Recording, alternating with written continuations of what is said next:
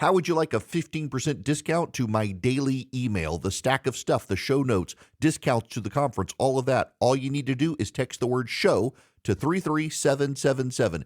You'll get the annual subscription with a 15% discount to my daily email. You'll get the stack of stuff, the links to the show notes, discounts to the conference, and so much more. All you have to do is text the word show, SHOW, to 33777. Text show to 33777.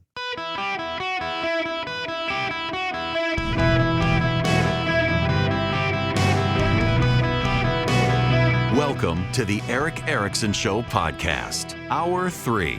Hello, America. It's Eric Erickson here. The phone number, 877-973-7425. Should you wish to be on the program, I am delighted to have you.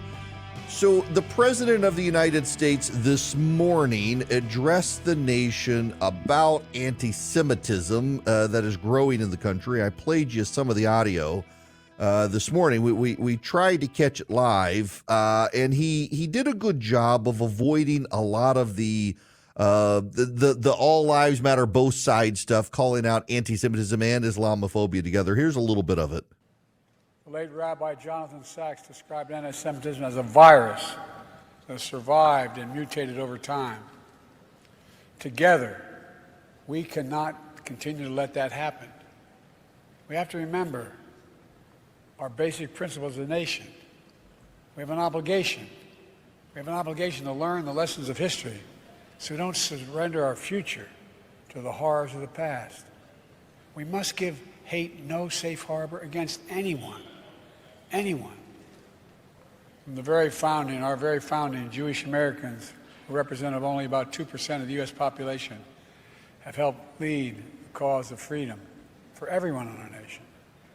From that experience, we know scapegoating and demonizing any minority is a threat to every minority and the very foundation of our democracy. So in moments like this, we have to put these principles that we're talking about into action. Look, a fine speech, the best he's given on the subject. The problem is on the college campuses and around the country, things are continuing to get bad.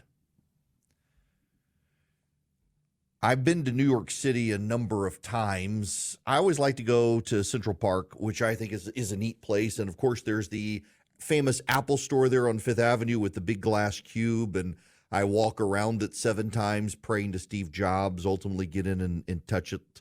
Part of the Apple cult people. Been watching the iPad release video during commercial break. But right across there is the Plaza Hotel. When I go to New York, take my kids there, El Louise and the Plaza, famous kids story. It's a famous hotel. Donald Trump owned it at one point. In fact, Donald Trump was in Home Alone 2 because that's where Kevin McAllister stayed, in that hotel. And across from it is a giant monument to World War I. It has been vandalized by Gaza protesters. They have spray painted it. They've torn down and burned the American flag. This stuff does not go over well with normal people in swing states. It does not go over well. It's just a dumb thing to do. And what's made it even worse is the number of Americans who have come out and tried to defend this. The Wall Street Journal has a story today about parents are calling and complaining to universities, shutting down graduations, shutting down speeches, shutting down opportunities for kids. But some of the parents, they're upset that universities aren't standing with the protesters. Most of them are upset they stood too much with the protesters. But there are some who think the protesters need to be coddled. These are well-educated Americans. My friend Carrie Servino put up a post yesterday on Twitter. Yesterday was Holocaust Remembrance Day. It's a speech from Antonin Scalia. It's got to be back in the late 80s or early 90s. My goodness. I want to play for you part of this because Scalia makes a point that every single one of us, every one of us, need to be mindful of. This is Antonin Scalia, former Justice of the United States. This is a speech from May 9th of 1997. The one message I want to convey today is that you will have missed the most frightening aspect of it all if you do not appreciate that it happened in one of the most educated, most progressive, most cultured countries in the world. The Germany of the late 1920s and early 1930s was a world leader in most fields of art, science, and intellect. Berlin was a center of theater, with the assistance of the famous producer Max Reinhardt. Playwrights and composers of the caliber of Bertolt Brecht and Kurt Weill flourished. Berlin had 3 opera houses, and Germany as a whole no less than 80. Every middle-sized city had its own orchestra. German poets and writers included Hermann Hesse, Stefan George, Leonhard Frank, Franz Kafka, and Thomas Mann, who won the Nobel Prize for Literature in 1929. In architecture, Germany was the cutting edge with Gropius and the Bauhaus School. Musical composers, it boasted painters like Paul Klee and Oskar Schlemmer.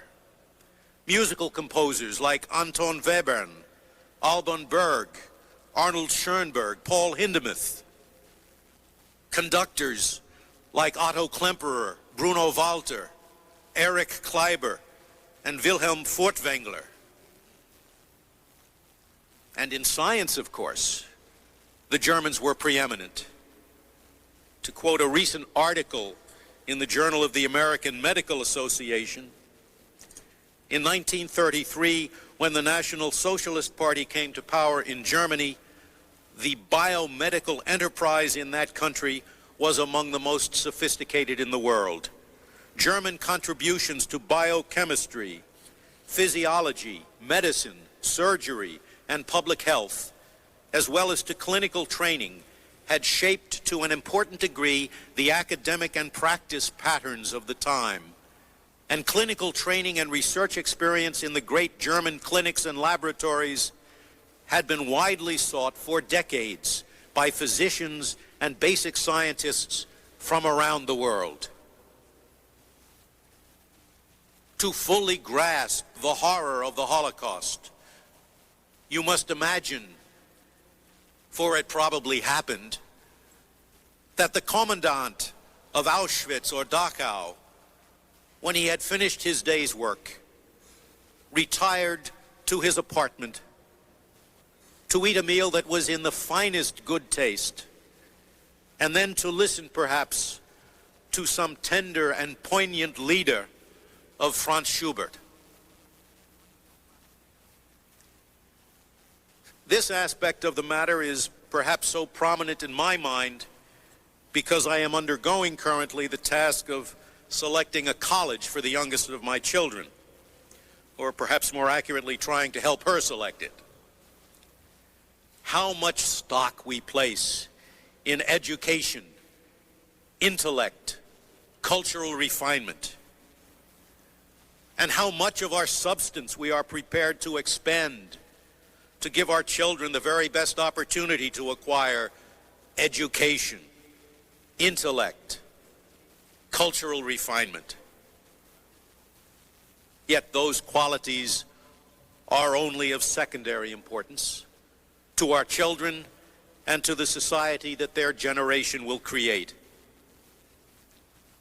I am reminded of words written by John Henry Newman long before the Holocaust could even be imagined. He wrote, "Knowledge is one thing, virtue is another." That was Antonin Scalia in 1997 at the Holocaust Remembrance, speaking in the very same room where Joe Biden spoke today. It's remarkable that in 1997, Antonin Scalia pointed out the level regarding colleges in this country and their the academic knowledge is not being combined with a virtue, and to a degree, to be virtuous in this country now is considered a bad thing. I'm mindful of this, that as my kid is headed to college. In fact, graduation is next Thursday evening for my daughter from high school, and she'll be headed off to college, to my alma mater. And my wife and I have spent a great deal of time, I think, and chose a school that would help shape and mold our kids. My kids have never been big into like youth group at church. They've never been active in youth group. They didn't really want to go to they go to Sunday school with us. They don't go to the kids' Sunday school since they got into middle school and high school. They wanted to be with us, and we were fine. And we go to a Sunday school class that has them there and loves to have them there, and they participate with the adults in the class. But we've tried very hard to build their character and not abdicate it to others. Too many people, I think, have abdicated it to others. But as Scalia says, the mind is one thing, but virtue is something else. The Germany of the Holocaust was the most advanced country on the planet. The United States was playing catch up. You see on these college campuses of the Ivy League, the most prestigious academic institutions in the United States, college students at these most prestigious institutions, ignorant of history, denial of history, revisionist in history to match an end that they want, which is essentially the genocide of a race, while also claiming that race is engaged in a genocide. They're not.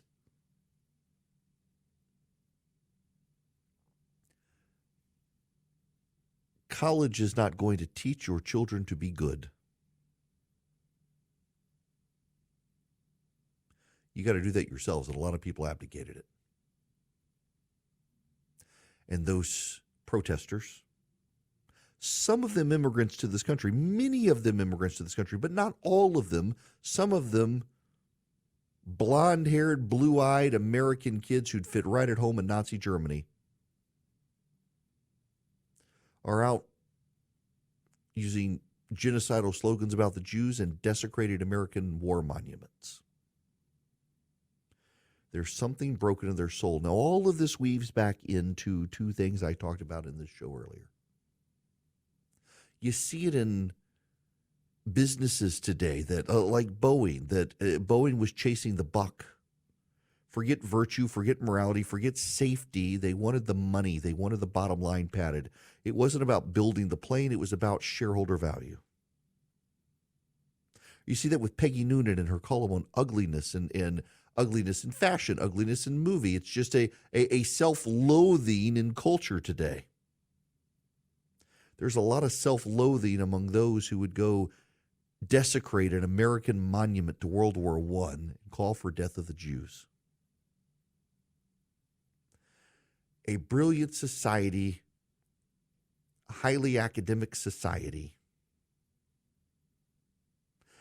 can be a society without virtue. And we don't have that virtue. It doesn't matter how smart you are. Smartness just leads you on an even quicker path to evil. These things we must keep in mind. Never again is supposed to mean something. And what we see happening and festering on these college campuses from the left, even as the media tries to avoid the political implications of it, is deeply, deeply disturbing stuff. It's just remarkable to me that in 1997, Antonin Scalia was already talking about the festering virus on college campuses that had separated knowledge from virtue. Hello there. Welcome. It is Eric Erickson here. The phone number, 877-973-7425. Should you wish to be on the program, delighted to have you guys with me. Now, we got lots of other stuff to talk about, including the most bizarre story of the day.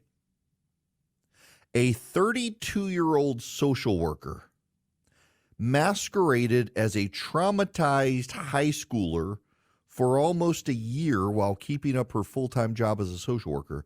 Shelby Hewitt, who went by the name Ellie Blake, 13, and Daniela Blake Herrera, age 16, conned her way into 3 high schools and a treatment center, even tricking a therapist and her partner into becoming her foster parents. This is absolutely bizarre.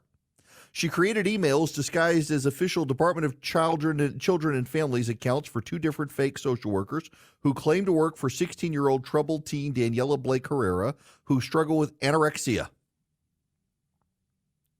Now, she was able to do this because she worked as a social worker, knew how it worked. So she entered a behavioral treatment center and then enrolled in a Boston school. She started classes, and then she transferred to a high school. Then she transferred to a different high school, used a different name, and claimed to be 13, and got caught a week later after having one of her fake social workers complain to the guidance counselor for being bullied for looking like an adult. This is the wildest story. So, swung for the fence there. This is from Barstool Sports. Posing as a fake social worker, Michelle Delphi used the bogus Massachusetts state email Hewitt created. She emailed the school's guidance counselor to notify them about the bullying she claimed Ellie was suffering. Ellie has a really bad day at school yesterday, cried all evening, doesn't want to go back, the message said, with Hewitt allegedly writing about herself in the third person. Ellie is really sensitive about people commenting on her face and how she looks older, Ms. Delphi wrote. It's a huge trigger point for her. Delphi said Ellie was suffering from a genetic medical condition that prematurely aged her and claimed she was a vulnerable victim of child trafficking and was now living with the foster family. The school staff worked out a plan for her return. Caitlin Murphy, the school principal, recognized aspects of the student's story didn't add up, most notably that the email address of the social worker didn't match up to the correct DFAX address. It was exposed. Good gracious. I have no idea why this person did it, but now she's in hot water. Wanted to go back to high school. Why would you want to go back to high school? I have no idea, but this woman wanted to go back to high school and caused all sorts of problems now for herself and for the school. All right, now I got to tell you, Hillsdale College wants to get you signed up for Imprimis completely for free. If you go to ericforhillsdale.com, E-R-I-C-K, ericforhillsdale.com, you can sign up for Imprimis. You will never pay a penny for it. It will come to your mailbox because it's part of Hillsdale's educational mission. Now, when that happens, here's the thing. You get the leading insights of the conservative movement from Christopher Rufo, Heather McDonald, Victor Davis Hanson, Larry Arnn, so many others of the conservative movement come to your mailbox. You get to read them, meditate over them, spend time with them. It's not a long read, but it's a great read, Imprimis. You get it completely for free from Hillsdale College. ericforhillsdale.com, E-R-I-C-K, ericforhillsdale.com. You go fill out the form on the website. You get it delivered to your mailbox. You're never going to pay a penny for it because it's part of Hillsdale's educational mission, and you get the great insights of the conservative movement.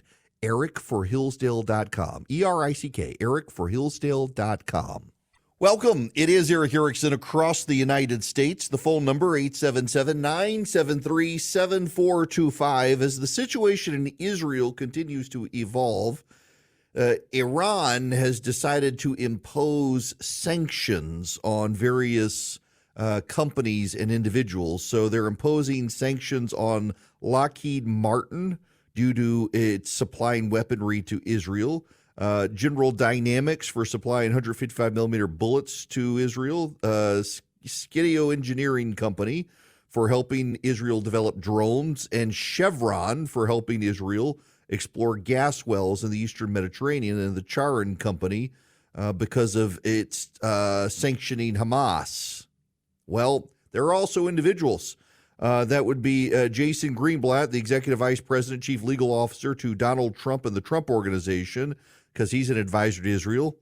Mike Rubin, who's a senior fellow at the American Enterprise Institute. Jason Brodsky, Policy Director of United Against Nuclear Iran. Brian Fenton, who's a U.S. Army general, serves with the U.S. Special Operations. Brad Cooper, Commander of the U.S. Naval Forces Central Command. Greg Hayes, the CEO of RTX Corporation. And my next guest, proudly now a victim or sanctioned by the nation of Iran, the Islamic Republic of Iran. That would be Clifford May, who is the president and founder of the Foundation for Defense of Democracy. He's one of the great groups in D.C. Cliff, how are you? I'm very well. Good to be with you, Eric. So I'm kind of proud of you. I got to say, Iran has slapped you with sanctions. Well, that's true. I mean, a couple of things worth mentioning. One is I'm in very good company. You read some of those people. It's also true that the Islamic Republic of Iran has been hitting various groups and people with sanctions for quite some time and threatening them. And by the way, to tell the truth, they have tried to kill people. They have assassinated people in Europe. They tried to kidnap an Iranian dissident in Brooklyn. I can tell you more about that. They threaten. They do all of this sort of stuff. They started really back in 2019. FDD was doing research on sanctions to help the Treasury Department, what industries, what companies were involved in terrorism. And they called our research economic terrorism in 2019. They called FDD, Foundation for Defense of Democracies, quote, the designing and executing arm of the U.S. administration on Iran policy. And then over the years, they've sanctioned other people who are working at FDD. One is a former Trump administration official. One is a former CIA. One was a Bush administration, but various researchers like that. But again, you should know, we have to take this seriously in the sense that they have killed people, they have threatened people, they have tried to kidnap people in the U.S. They tend, again, to have the most hostility towards Iranian Americans, either those who have come here and become citizens and become good Americans, or those who have Iranian names, so their parents or grandparents came here. So, does this really amount to anything personally for you that you're on the list? I mean, I have a hard time believing they're going to be able to impose anything on you or get your bank account or something. Yeah, no, I don't have a summer place in Shiraz, and I wasn't planning on taking vacation there this summer. So from that point of view, no. But what you should understand is when they say this, they do also often, sometimes very explicitly, sometimes implicitly threaten. So, you do have to have a concern because they have done this in the past that they will either have agents or hire agents, which is what they've done in the past. In other words, last year, the Justice Department charged an Iranian who officials identified as a drug trafficker and an intelligence operative, as well as two Canadians, one a member of the Hells Angels motorcycle gang, in a murder for hire plot against two Iranians who had fled the country and were living in Maryland, it's a suburb of Washington. And they disclosed the plot. They got one of the Canadians saying, "Okay, we understand what we're being paid for. We got to erase his head from his torso." That's a quote. Good grief. Again, it didn't succeed. You'll also remember that going back a ways, that both the Saudi ambassador to the U.S. and the Israeli ambassador to the U.S. some years ago, there were plots again to kill both of them here in Washington, D.C. The Saudi ambassador was to be eating at a fancy Georgetown restaurant, and they had hired a guy who was going to blow up the dining room sometime between the entree and dessert. And it got foiled, but you have to worry that sometime it won't get foiled. You also have to worry, I would say, about what they call lone wolf terrorists who know that the Iranians want this done and do it either with the hope of a reward or because they're true believers. So, and this goes back a long way, and I think this is an important part of this subject. Salman Rushdie, years ago, you remember, wrote a book called The Satanic Verses. Salman Rushdie being a British author of Indian, Pakistani descent, I forget which, and the Ayatollah Khomeini, the founder of the Islamic Republic, said, well, this book is clearly an insult to Islam. Salman Rushdie should be killed by anybody who can do it. It's your religious duty. Two things. One is the British government should have said at that point, this is a citizen of our country. We're withdrawing our ambassador, and we're ending all economic relations with you. And they should have prevailed upon the European Union to do the same, as opposed to essentially saying, oh, too bad for Salman, I guess he'll have to get a bodyguard or something. You'll also remember that it was just a year or so ago that Salman Rushdie was at Chautauqua giving a lecture, and some guy came on stage and attacked him with a knife, and he lost an eye. Mm-hmm. So this is serious stuff. Part of what I think we have to understand from a national security point of view is that the Islamic Republic of Iran and the Communist Party of China and Vladimir Putin and North Korea, they all want to diminish not just the freedom of their own people, but our freedom as well. And they're succeeding in many ways. Do you also remember this? There was a movie years ago called The Interview with, I think, Seth Rogen, and it makes fun of North Korea and makes fun of Kim Jong-un. Mm-hmm. And as a result of that, the North Koreans hack into Sony and cause them, I don't know, hundreds of thousands of dollars, maybe I don't remember, of damages. I guarantee you Hollywood's not making any more movies with bad guys who are North Koreans, and they're not making fun of North Koreans. The bad guys you'll see will all be, tall, blonde, white guys with British accents because you can get away with that. Yeah, okay, so now you said something earlier I want to go back to, the kidnapping in Brooklyn. I knew Iranian agents were active around the world. I grew up in Dubai. I lived in a neighborhood that had a number of refugees from Iran. One of them, his grandfather had been a bodyguard to the Shah of Iran, and they fled, and just amazing stories and wonderful people.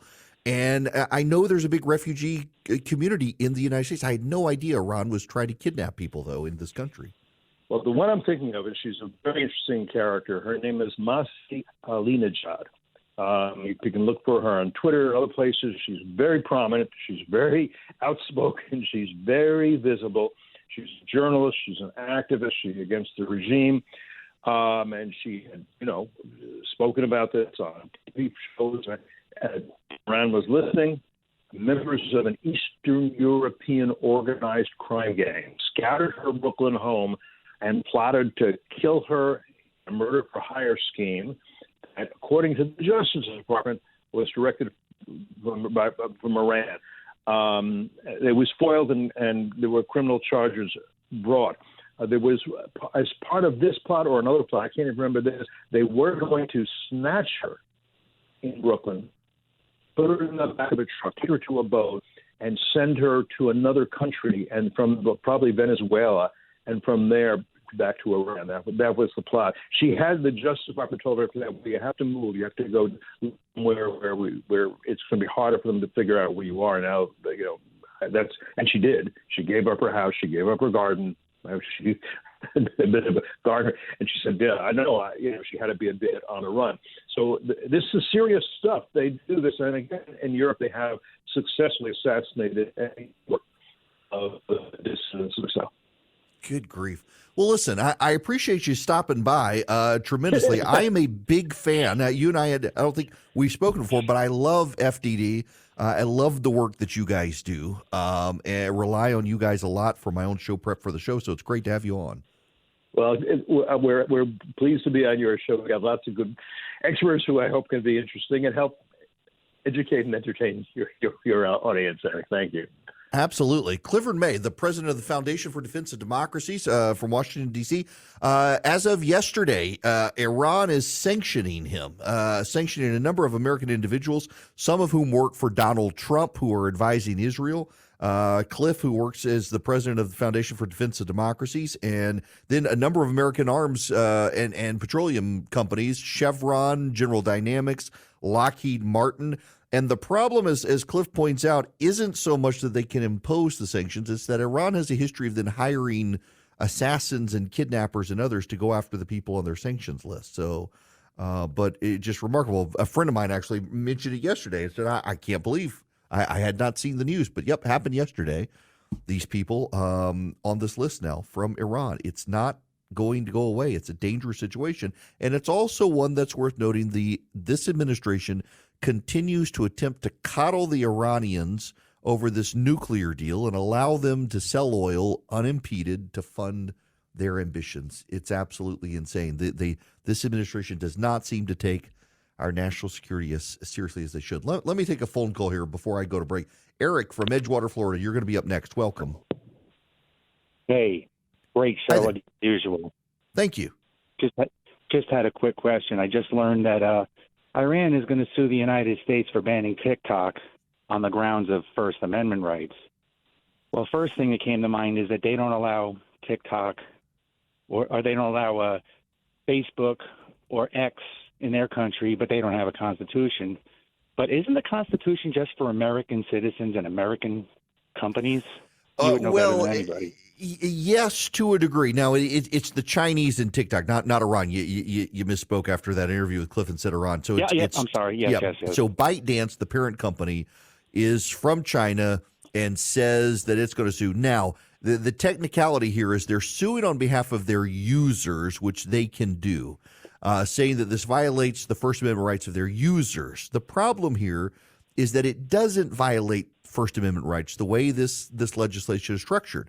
The legislation says we're going to allow TikTok to operate in the country, just not with ByteDance owning it. So that's not a First Amendment issue. It's a business issue and a national security issue. I'm not sure what the background noise there is, Eric.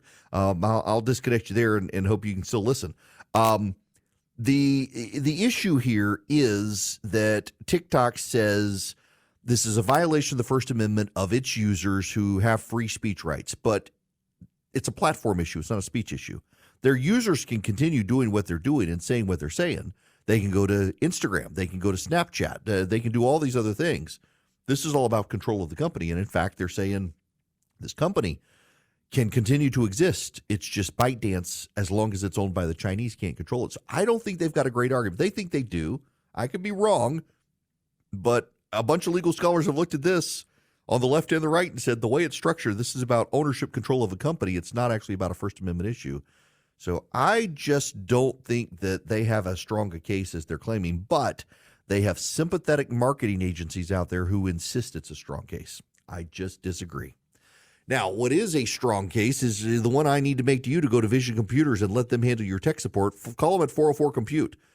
$179 a year. You do not have to have bought your computer from Vision Computers, but they will take over your tech support for you. So you need somebody to call for yourself, for your employees, for your grandmother, how to use the computer, how do you do something on the computer, or something's just not working right.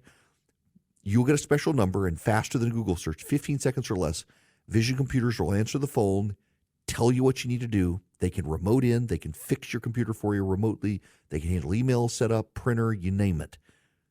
$179 a year, not a month. But if you buy your computer from Vision Computers, it comes with it. You don't have to pay the $179. It comes with your computer, and you're going to save money by letting Vision build a computer for you that you want and need, as opposed to the one-size-fits-all big box store computer. VisionComputers.com or 404-COMPUTE. If you call them at 404-COMPUTE, tell them I sent you, you're going to save even more money. But y'all, listen, you're a small business. You got multiple employees. You want to be great at their job, not at fixing their computer. Let Vision take it over for you. In 15 seconds or less, your employees can get their answer on what's due on their computer and be back up and running faster than a flash. 404-COMPUTE, VisionComputers.com. Tell them I sent you. Hello there. Welcome. It is Eric Erickson here. Delighted to have you guys with me. The phone number, too late. You can't get on right now, but you can text Eric, E-R-I-C-K, to 33777, and you can get the live stream, the podcast, the show notes, the social media clips. So I went to the Grand Canyon on Friday, and I put up some fantastic pictures on Instagram. You can see them all. All you have to do is text Eric to 33777 to follow along with me. Okay, I want to get back to this point to close out the show here on China. TikTok has filed this lawsuit. Now, this is from NBC News. The lawsuit was filed in the U.S. Court of Appeals for the D.C., argues that the bill violates constitutional protections of free speech. The suit calls the law an unprecedented violation. Quote, for the first time in history, Congress has enacted a law that subjects a single named speech platform to a permanent nationwide ban and bars every American from participating in a unique online community with more than 1 billion people worldwide. The company argues that invoking national security concerns is not a sufficient reason for restricting free speech, and that the burden is on the federal government to prove that this restriction is warranted and has not met the burden. Here's the problem, though. I want to read for you the First Amendment of the United States. It's very important for you to hear this. Congress shall make no law respecting an establishment of religion or prohibiting the free exercise thereof, or abridging the freedom of speech or of press or the right of the people peacefully to assemble and to petition the government for redress of grievances. Congress shall make no law abridging the freedom of speech. Now, let me read you what this TikTok argument is. For the first time in history, Congress has enacted a law that subjects a single name speech platform. Not a speech, but a platform. The problem here is that platforms are not covered under the First Amendment because you can stand on the street and say whatever you want to say. You have no special right to do it on a private platform that itself can ban you if it wants to. That's the fundamental weakness in TikTok's argument. It sounds good to the PR firms, but the Congress can prohibit businesses, can regulate businesses, and can say a business can't do business in this country. And all this law does is say TikTok can operate in this country. It's ByteDance's choice to shut it down. ByteDance can sell it, but the Congress does not have to allow ByteDance to operate in this country. It's a foreign national owned entity and a security threat because it's controlled by the Chinese Communist Party. That's not a First Amendment issue, whether TikTok says it is or not. It is not a First Amendment issue. It's kind of constitutional law 101. The speech is protected. The platform is not. If you go stand on someone's front lawn and chant death to the Jews, you can be arrested for trespassing. You can't be arrested for saying death to the Jews. As much as you might get punched for it, the government can't arrest you. It's free speech to say it. But to say it on the private property of an individual, the platform where you said it is not protected. TikTok itself is not protected. It's a weak argument, but it's the best argument they've got. What China is essentially signaling with this lawsuit, though, is that they're going to shut TikTok down. It's their way or the highway. And I don't think courts are going to buy that argument. At least they shouldn't. It is a national security threat. Good riddance if they go away. All the TikTok influencers can go get a real job.